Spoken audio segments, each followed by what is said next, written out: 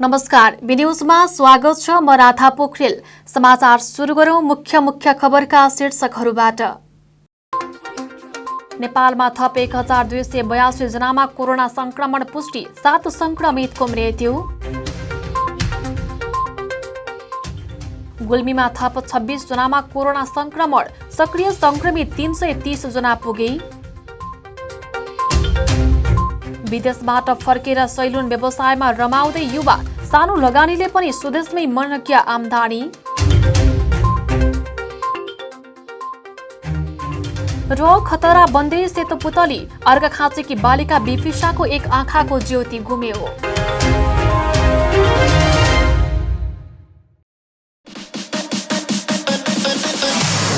तमघासमा तपाईहरूले पारिवारिक वातावरणमा स्वादिष्ट ताजा नास्ताका परिकारको साथमा रमाउने ठाउँ खोजिरहनु भएको छ? यदि त्यसो हो भने आउनुहोस् तमघासको पुतली बजारमा रहेको द स्टार फ्यामिली रेस्टुरेन्टमा, जहाँ तपाईले पाउनुहुनेछ मोमो आइटममा chicken momo, mutton momo, paneer momo, steam momo, jhol momo, fry momo, chilli momo. Chow mein आइटममा veg chow mein, mushroom chow mein, chicken chow mein, अन्डा chow mein, paneer chow mein, mutton chow mein, mix chow mein. मासु आइटममा chicken fry, chicken taas, chicken chilli, lollipop, leg piece, सादेको मासु। मटन आइटममा भुटुवा, तास, हेकुला र सादेको मासु पाइन्छ। साथै चिसो तातोको साथमा चिया कफी, लस्सी अनि फिङ्गर चिप्स, ससेज आइटम पाइनुका साथै तपाईको अर्डर अनुसार हरेक प्रकारका नास्ताको परिकार तयार गरिन्छ। बर्थडे पार्टी, मिटिङको लागि डिलक्स रुमको पनि व्यवस्था छ। साथै हामी कहाँ हुक्का आइटमहरू पनि पाइन्छ। सम्पर्क the star family restaurant, Resunga नगरपालिका 1 Putali Bazar, Tamghas, Gulmi. Proprietor Ramprasad Pande. Mobile number 9841 057 66 र 9869 32 309। एक पटक सेवा गर्ने मौका अवश्य दिनुहोस्।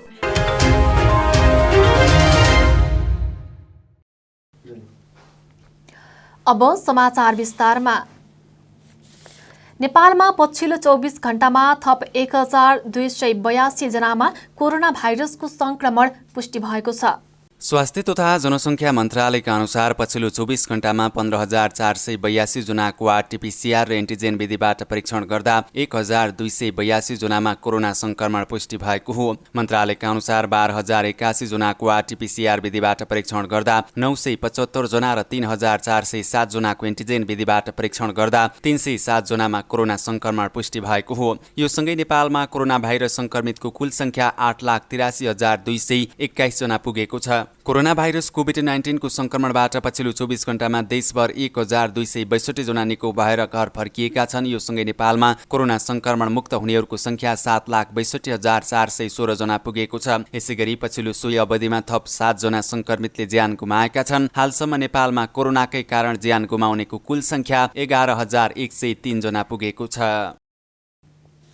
गुल्मी जिल्लामा पछिल्लो 24 घण्टामा थप 26 जनामा कोरोना भाइरसको संक्रमण पुष्टि भएको छ।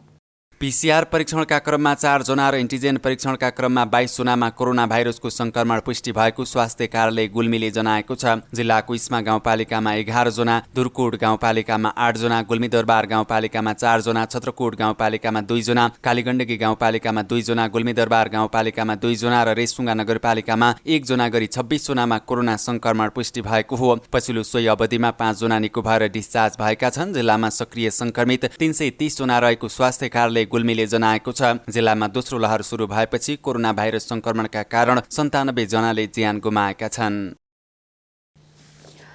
गुल्मी जिल्लाको सदरमुकाम तमघासमा किरण पुस्तकालयको आधुनिक भवन निर्माण भएको छ।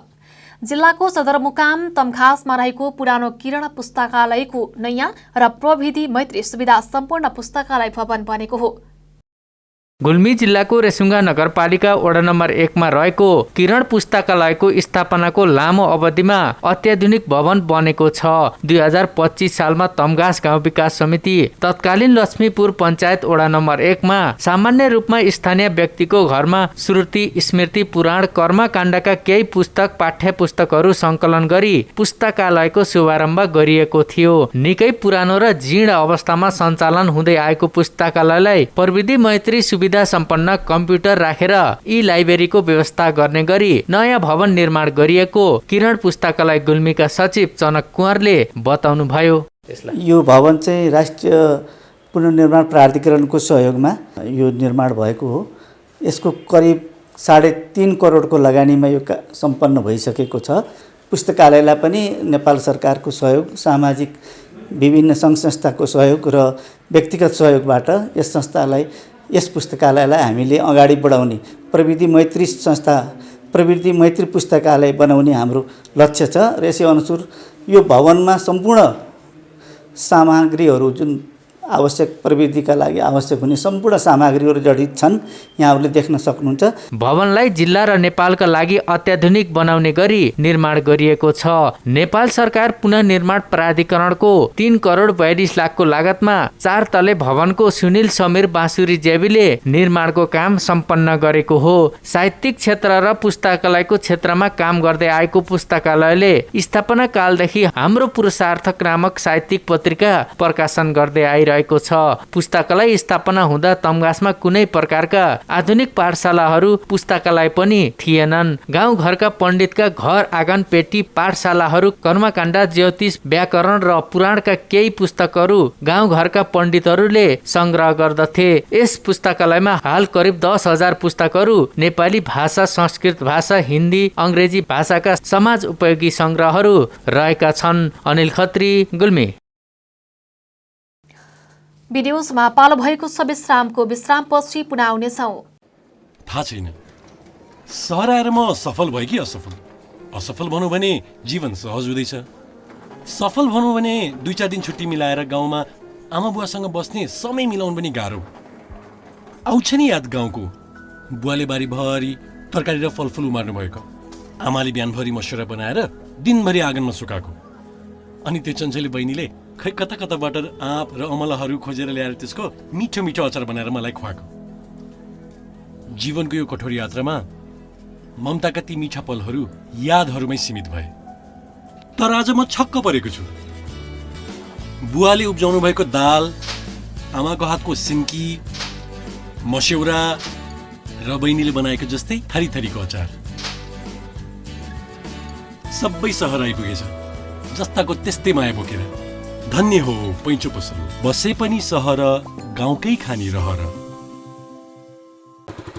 यात्राको क्रममा मोटरसाइकल तथा अटो बिग्रेर दुःख पाउनु भएको छ? अब दुःख पाउने दिन गए। तम्घासको ब्रदर वर्कसपमा तपाईँले पाउनुहुनेछ मोटरसाइकल र अटो बिग्रेकै ठाउँमा मर्मत गर्ने सुविधा। ब्रदर्स वर्कसप, रेसुङ्गा नगरपालिका 8, तम्घास, बुढाथोकी बस पार्क माथि, पेट्रोल पम्प मुनि। हाम्रा सेवाहरू 24 घण्टा बाइक तथा अटो रिक्सा, दक्ष मिस्त्रीबाट मर्मत। 3 पटकको सर्भिसिङमा 1 पटक फ्री सुविधा। बाइक तथा अटो वासिङको सुविधा। जुनसुकै कम्पनीका बाइक तथा अटोका पार्ट्स पाइने। पुरानो बाइक तथा अटो खरिद बिक्रीको सुविधा। एकल फोनको भरमा बाइक तथा अटो बिग्रेकै ठाउँमा पुगेर मर्मत गर्ने सुविधा। साथै 24 घण्टा अटो रिजर्भको सुविधा पनि छ है। प्रोपराइटर विश्वश्रेष्ठ र विशाल राणा। सम्पर्क 98520 99100, 98440 90489 र 98444 80444। यदि अटो तथा बाइक बिग्रेर बाटोमै अल्पत्र पर्नु भएको छ भने एकल फोन गर्नुहोस्। मिस्त्री आशिष थापा, 9841 53 13 11। ब्रदर्स वर्कसप, रेसुङ्गा नगरपालिका 8, तम्घास, बुढाथोकी बस पार्क माथि, पेट्रोल पम्प मुनि।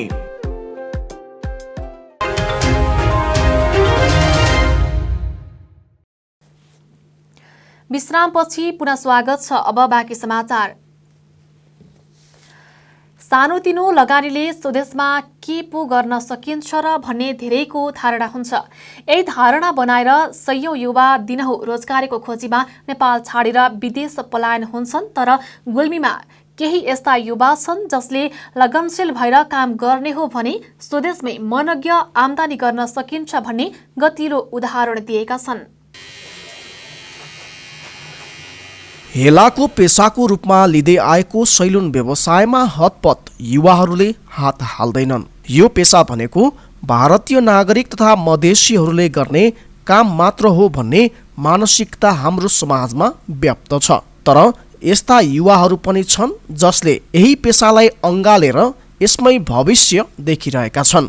ती मध्ये एक हुनुहुन्छ गुल्मी जिल्ला मदाने गाउँपालिका वडा नम्बर 6 पुर्कोट दहका सिद्धिमान कुँवर। विगत 11 वर्ष मलेसियामा बिताउनु भएका कुँवर विदेशको मनज्ञ कमाई छोडेर स्वदेशमै केही गरौँ भनेर सैलुन व्यवसायमा व्यस्त देखिनु भएको छ। 11 वर्षसम्म मलेसियामा पानी जहाजमा काम गर्नुभएका कुँवरले थोरै लगानीमा पनि राम्रो आम्दानी हुने उहाँको भनाइ छ। काम सानो ठुलो नहुने भन्दै यसबाट आफू सन्तुष्ट रहेको उहाँको भनाइ छ। गाउँघरमै आफ्नो घर परिवारसँग बस्न पाइने र कमाई पनि राम्रो हुने भएकाले कपाल काट्ने पेसातर्फ उहाँ आकर्षित हुनुभएको हो। विदेशमा भन्दा पनि अब नेपालमा नै केही गर्नुपर्छ भनेर सैलुन व्यवसाय सुरु गरेको कुँवरले बताउनुभयो। जस्तो म 8 वर्ष अहिले कन्टिन्यू बसेर आएँ। पहिलेको 3 साइडमा 11 वर्ष बसेर आएँ। आखिर मेरो यहाँ विदेशमा भविष्य छैन। अब मलाई थोरै धेरै ज्ञान भएकै यो चिज यो सैलुन। अनि यो ठाउँमा एउटा थियो पारिपट्टि, त्यति आधुनिक किसिमको थिएन हैन जग्गा, त्यसैमा मैले लगानी लाएर र मैले गराएँ। पानी जहाजमा काम गर्दा सबैको कपाल काट्दा काट्दै सिप सिकेको व्यवसाय कुँवरको भनाइ छ। कुँवरको सैलुन पसलमा अहिले दैनिक 25 जनासम्म कपाल काट्न आउने गरेका छन्। गाउँघरमै सुविधाजनक सैलुन सञ्चालन हुँदा स्थानीयहरू पनि खुसी छन्। खोज्दा यो चाहिँ राम्रो कुरा हो। आफ्नै गाउँमा केही गरौँ अनि आफ्नो गाउँमा गरेर केही हुन्छ, आफ्नो जीविका चल्छ भन्ने सोचले मैले गरेको राम्रो कुरा हो सर, खुसीको कुरा हो। हामीलाई त सुविधा पाउन त राम्रो लाग्छ नि सर, खुसी छौँ हामी यसमा। 25-30 हजारको कमाइका लागि परिवार छोडेर विदेशिनु नपर्ने कुँवरको भनाइ छ। कपाल काट्ने व्यवसायमा गुल्मीमा नेपाली युवाहरूको आकर्षण पछिल्लो समय बढ्न थालेको छ। लामो समयदेखि भारतीय नागरिकहरूले मात्रै गर्दै आएको कपाल काट्ने व्यवसायप्रति नेपाली युवाहरूको आकर्षण बढ्दै गएको छ। जिल्लामा सैलुन व्यवसाय गर्ने युवाहरूको संख्या 2 दर्जन भन्दा बढिरहेको छ। बी टेलिभिजनका लागि अजय खड्काको रिपोर्ट। अर्घाखाँचीकी एक बालिकाको आँखामा सेतो पुतलीको जुस बेच्दा उनको एउटा आँखाको ज्योति नै गुमेको छ।